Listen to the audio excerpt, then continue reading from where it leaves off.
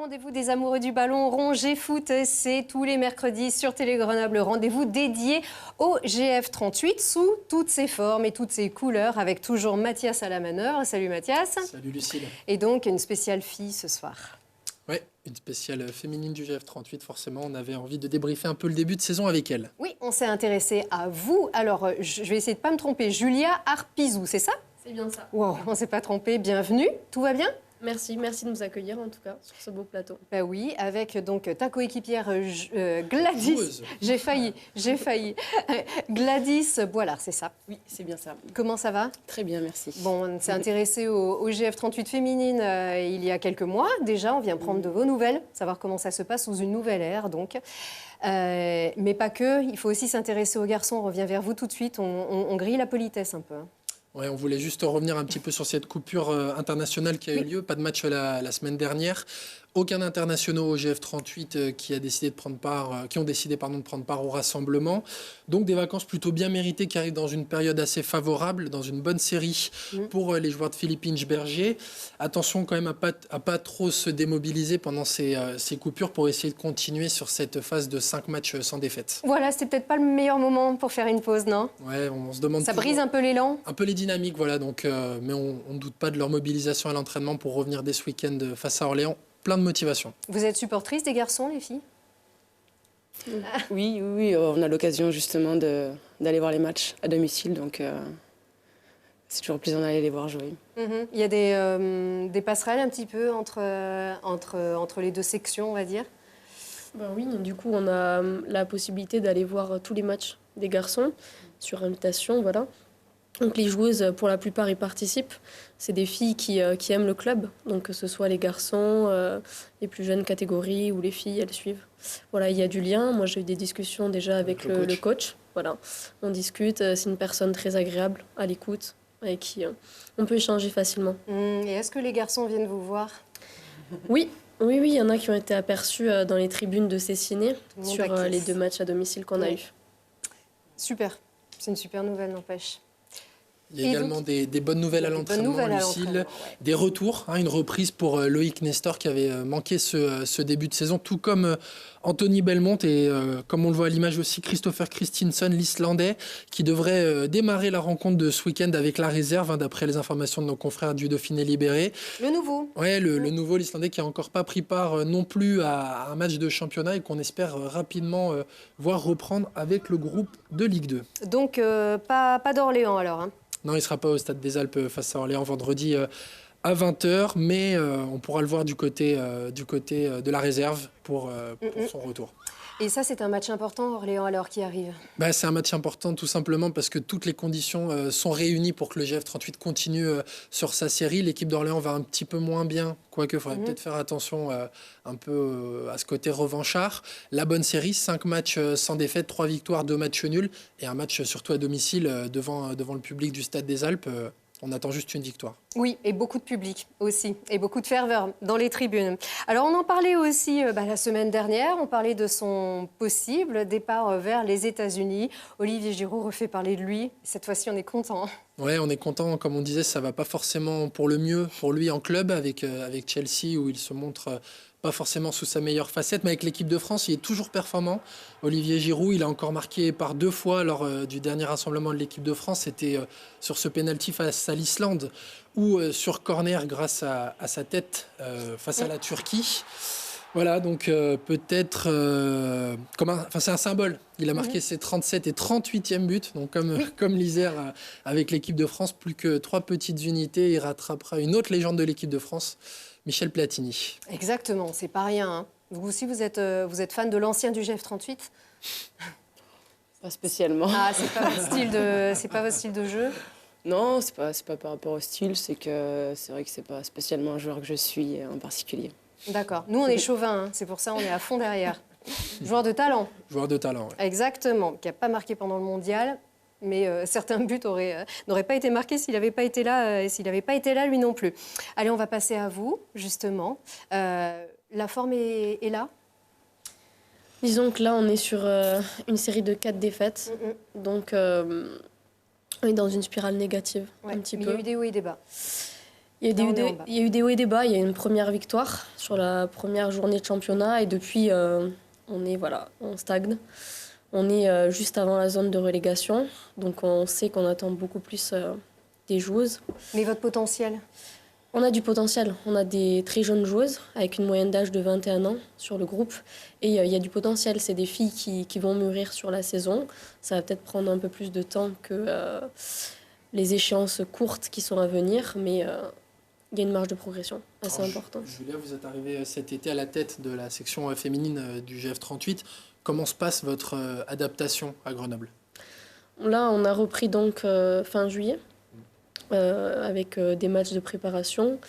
J'ai un staff qui m'aide beaucoup sur l'intégration, des joueuses aussi qui y vivent bien, donc qui aident aussi mon passage dans le club.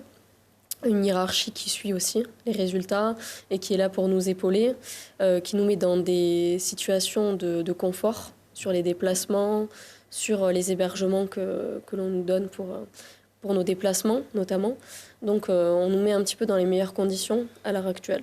Alors, dans quelle situation vous arrivez dans ce club? On avait posé forcément la question l'année précédente à votre homologue masculin, qui est arrivé aussi dans un contexte un peu délicat. Et qui est parti aussi d'une manière assez inattendue, on va dire. Oui, tout à fait. Donc, est-ce que le départ de Nicolas Bach a pu déstabiliser un peu aussi votre arrivée pour votre première expérience à Grenoble? Disons que le départ du coach a entraîné aussi le départ de joueuses. Alors je ne sais pas s'il y a une forte liaison entre les deux. Il y a des joueuses qui ont ressenti un moment de latence sur la période où il n'y avait pas forcément de coach désigné et du coup qui ont préféré aller vers d'autres clubs. Ça peut se comprendre aussi. Du coup, nous, on est plus sur une saison de transition à l'heure actuelle, où on va essayer de miser sur la formation et sur l'intégration de jeunes joueuses. On aimerait aussi laisser une place au recrutement pour encadrer aussi ces joueuses, même si on a déjà des joueuses d'expérience qui sont restées, à l'image de Gladys, Lorraine, voilà, qui sont des joueuses qui ont vraiment l'amour du maillot et du club. Et voilà, un petit recrutement à la trêve pour pouvoir amener des éléments importants dans ce groupe. Alors, du côté du vestiaire, comment s'est passée cette transition? On le disait, il y a eu quelques départs, il y a aussi des joueuses qui ont fait le choix de rester. Comme Gladys. Oui, je suis restée. Je suis restée. Après, c'est chaque saison et comme ça, il y a des départs, des arrivées, on fait en fonction, on s'adapte. Et puis après, on travaille pour que la saison se passe au mieux. Vous l'avez mal vécu, tous ces départs, un peu ce changement d'air, on va dire, après avoir été très en vue la saison dernière, et notamment au Stade des Alpes en Coupe de France? Mal Ça sonnait la vécu, fin de quelque chose? Forcément, parce qu'on avait construit un groupe et on voulait forcément le pérenniser, chose qui n'a pas été faite, comme a dit Julia, avec la transition au niveau des coachs. Elles avaient aussi besoin de réponses qui, à l'heure actuelle, il n'y en avait pas. Donc, du coup, elles ont fait le choix de partir, c'est leur choix. Et des filles sont arrivées, donc voilà. Sont arrivées, nouvelle coach également. Nouvelle coach. Très jeune d'ailleurs, si on peut... Non mais c'est d'où le petit lapsus, non, pas coéquipière, mais pourquoi avoir fait ce choix de coacher aussitôt? En fait, quand j'étais à l'Olympique Lyonnais, je jouais en équipe réserve, j'ai eu la possibilité d'entraîner et sur des jeunes catégories et ça m'a vraiment plu. Je sortais aussi d'une grosse blessure. Bon, c'est un peu la phrase bateau qu'on a l'habitude de dire. Mais en fait, moi, j'ai pris du plaisir tout de suite à entraîner et j'ai eu la possibilité de me former par les clubs où je suis passée et notamment les Girondins de Bordeaux qui m'ont donné la possibilité de me former, d'entraîner des équipes de plus haut niveau et me faire ma propre expérience. Et je prends autant de plaisir à entraîner qu'à jouer et le fait de pouvoir inculquer aux joueuses que j'ai appris par des passages dans des clubs professionnels, c'est-à-dire le Toulouse Football Club, l'Olympique Lyonnais, les Girondins de Bordeaux, me plaît beaucoup aussi. Alors, vous arrivez de Bordeaux, vous avez été justement responsable et coach de la réserve. Comment est-ce que vous abordez ce rôle de numéro 1 sur un banc de D2? Moi déjà, j'avais la volonté d'entraîner une équipe de D2. Ça faisait 3 saisons que j'étais sur une équipe réserve, donc je voulais voir le niveau au-dessus. Je le prends avec ambition, ce rôle-là, et je sais que j'ai besoin de m'appuyer aussi sur l'existant. Donc on a fait le choix de garder le staff, c'est-à-dire adjoint, préparateur physique, qui était en place, pour justement faciliter mon intégration et valoriser ces personnes-là qui sont importantes. Donc je suis plutôt sur un management, on va dire, participatif, où chacun a ses compétences et tout le monde a son rôle et sa place. C'est important pour construire quelque chose, ça aussi. C'est une méthode finalement loyale. Exactement, il y a beaucoup de discussions avec le staff, avec les joueuses, surtout dans ces conditions-là, ces situations-là où on a une série de défaites. Donc on essaie de trouver des solutions. On discute beaucoup et après, l'important c'est de trouver des solutions. C'est pas d'accabler les joueuses, le groupe, c'est vraiment de discuter pour s'améliorer. Les cadres ont un rôle aussi, justement, dans ce genre de période. Oui, nous, on est sur la désignation un peu de 3 capitaines, on va dire par hiérarchie, avec une capitaine, une capitaine et une troisième.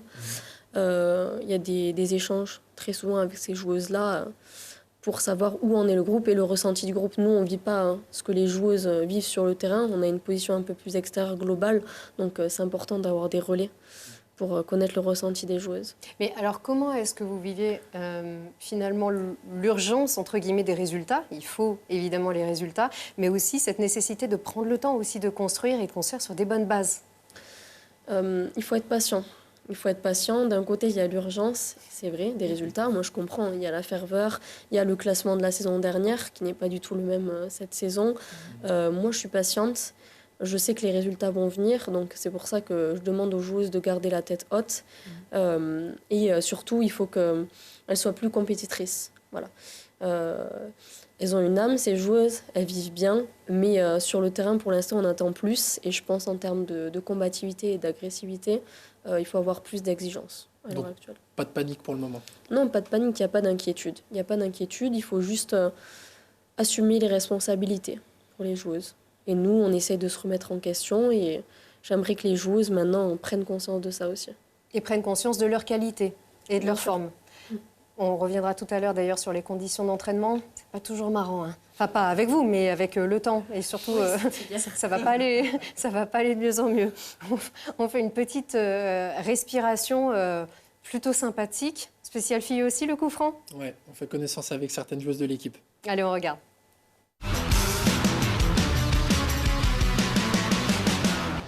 Salut, moi c'est Inès Troussier. Salut, moi c'est Lucie Griffo. Salut, moi c'est Guilhem Jouan-Carène. Salut, moi c'est Julie Pigat.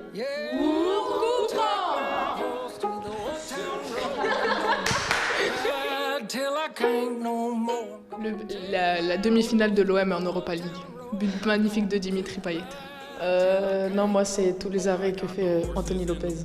David Beckham. Andrea Pirlo. Les blessures répétitives, c'est vraiment chiant. Ouais, je pense que c'est le pire, les blessures. Ma blessure au croisé l'année dernière au premier tour de Coupe de France. La défaite en U19 nationale Excellence contre Metz, on a perdu 6-1. Alors moi, étant gardienne, je peux pas mettre de but de la tête, mais j'ai mis un point dans la tête d'une fille sur une sortie, ouais. Et ouais, but contre l'OM de la tête sur un corner. Match en R1, j'ai un peu assommé une joueuse, volontairement. Match en équipe de France U17, j'ai mis un coup de boule à une fille et elle est ressortie avec un cocard. Pour ma part, tous les matchs qu'on se fait enflure par les arbitres, qui savent pas arbitrer, qui vont contre le cours du jeu. Contre les arbitres qui nous énervent tous les week-ends. Ah, coup de génie, mon doublé en demi-finale en Coupe de l'Isère contre la R1 de Lyon, où il y avait Amraoui et Corinne Potier. Quand je fais des clean sheets. Le doublé de Zidane face au Brésil. Les coups francs de Pirlo. On est plutôt clean. Merci. Vous les studios. Volontiers, à nous les studios. Encore, ça aurait pu être un peu plus long. On se marre bien quand même avec les filles. Au moins. Oui, on a un bon groupe qui vit bien ensemble et on rigole beaucoup. Par contre, pas de cadeaux, hein. Ah non. C'est-à-dire, on vante souvent, les journalistes d'ailleurs avaient copieusement, pour certains, c'était bien amusé en tout cas sur le côté féminin, le tournant presque en ridicule aussi dans certains reportages. Il faut peut-être aller vous voir aussi pour voir que ça castagne aussi parfois. Oui, bah forcément, c'est un sport avec des contacts, donc ce qui veut dire qu'il y a des duels qui peuvent être parfois très virulents, mais ça fait partie du jeu. Le coup de foudre, le coup de foot, on va dire, de Gladys, c'est arrivé quand? Pourquoi le foot? C'est la famille. La famille qui jouait. Du coup, j'ai joué avec les cousins, les grands cousins. Et de fil en aiguille, j'ai aimé le ballon. Donc voilà. Pour revenir un peu sur ce coup franc, on a vu il y a des joueuses qui sont très jeunes dans ce groupe, dans cet effectif. Est-ce que c'est important qu'il y ait cette ambiance aussi pour aller de l'avant, un peu les transmissions entre les jeunes et les cadres? C'est important parce elles ont besoin en fait de se sentir en confiance, ces jeunes joueuses. Et la confiance, ça passe par ne pas les brider. Ne pas les brider dans ce qu'elles font à l'entraînement, ce qu'elles peuvent faire en match, tout en leur expliquant qu'elles doivent suivre un plan de jeu et des consignes. Donc c'est là la difficulté, il faut un peu jouer sur la fermeté et un peu plus d'espace dans le cadre. La première des choses, c'est de mettre de la fermeté et ensuite de libérer un petit peu à chaque rencontre. Là, pour le moment, il y a des joueuses qui vivent bien, mais elles ont besoin de sentir qu'on attend plus d'elles, comme ce que je disais précédemment. Donc je pense que un petit coup de pression ne serait pas inefficace. Au niveau du terrain, on arrive à recadrer cette fougue quand on a un peu plus d'expérience? Certaines situations, il le faut.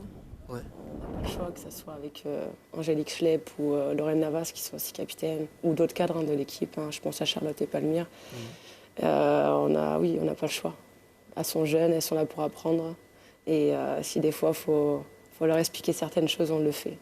Il faut les garder motivés aussi dans des conditions pareilles. Et ça, c'était mardi soir. Ouais. Il y a eu Il du ne pleuvait vent. pas encore là, Ouais, voilà, ou pas trop. Ouais, il y a du vent, il y a de la pluie. C'est compliqué. Après, on n'a pas à se plaindre parce que je pense que c'est seulement le 3e entraînement qu'on fait depuis le début de la saison où il pleut. Donc après... Bon. Il fallait qu'on vienne ce jour-là. Voilà, vous n'avez pas eu de chance. Après, on a un beau terrain. Bon, là, il subit un petit peu les aléas du temps. Mais on a un beau terrain d'entraînement, ça c'est sûr. Des conditions bien plus que décentes, on va dire. Oui, c'est un très beau terrain. Un petit mot rapidement peut-être on parle souvent de projets. Quelles sont les ambitions sur les 2-3 années à venir pour le club et personnellement? Alors, sur les 2-3 années à venir, pour le club, déjà, c'est d'essayer de dédier un centre de formation aux féminines. Donc, pourquoi pas le centre Vercors actuellement qui est aux garçons et qui serait délocalisé sur un autre nouveau lieu pour eux. Du coup, on pourrait utiliser ces locaux. Donc, pour nous, ce serait vraiment un bénéfice, notamment pour notre section sportive où on a des filles en sport-études qu'on pourrait loger directement proche des terrains. On pourrait aussi utiliser ces terrains d'entraînement-là. C'est du concret, hein, en tout cas. Oui, c'est du concret, c'est du concret. Ça, on voit, c'est un vrai projet, en tout cas, je pense, d'ici 1 ou 2 ans. Ensuite, en termes de classement, c'est de remonter déjà sur le haut du classement, pas forcément cette saison, mais sur la saison prochaine, une fois que le groupe sera bien formé et que les jeunes joueuses auront progressé. Plus de maturité dans ce niveau des deux. Voilà. Déjà, c'est ça. Après, si on peut toucher vraiment aux places les plus hautes et pouvoir venir titiller un petit peu le niveau des 1, on le fera.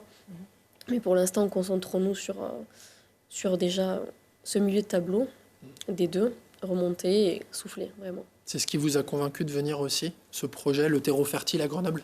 Oui. Alors, après, avec la Coupe du Monde qui a été organisée ici, il y a eu quand même un vrai effet foot féminin, on va dire. Aujourd'hui encore, on le mesure plusieurs mois après?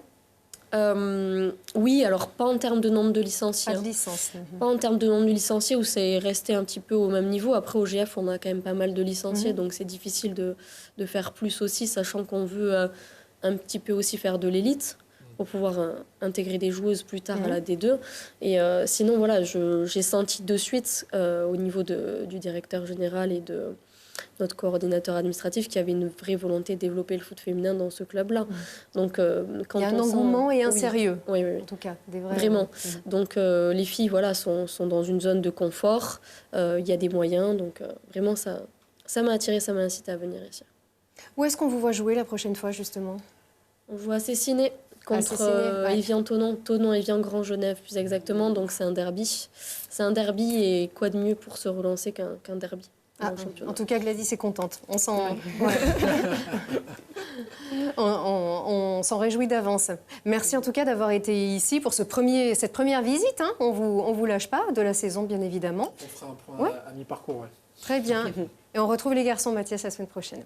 Eh oui. OK. Et on vous retrouve, vous aussi. Merci d'avoir été avec nous.